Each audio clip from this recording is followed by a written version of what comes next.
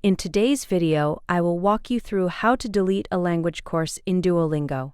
Please like and subscribe if this video helps you. To get started, open the Duolingo app on your phone. You can also access Duolingo through the official website at Duolingo, but in this tutorial I'll be showing the process through Duolingo website. Press I already have an account.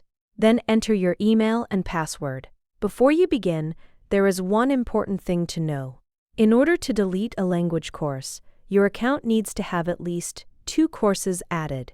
If you only have one active course on your account, Duolingo will not allow you to remove it. So make sure you already have 2 or more language courses available on your profile before continuing. Once the page is loaded, go to More tab on lower left side your screen. Then click Settings.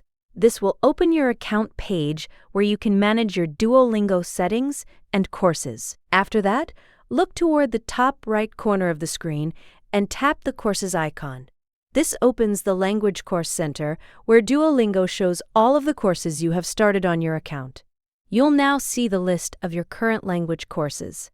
Take a moment to find the specific course that you want to remove. Once you decide which course you no longer want, look to the right side of that course and you'll notice a red Remove button. Tap that Remove button and Duolingo will bring up a confirmation message asking if you want to remove the course. Before you continue, keep in mind that deleting a language course is permanent.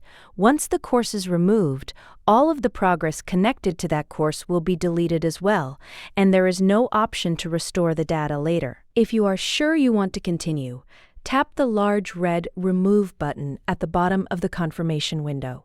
After you do that, the course will disappear from your course list, confirming that it has been deleted from your account. And that's how to delete a language course in Duolingo.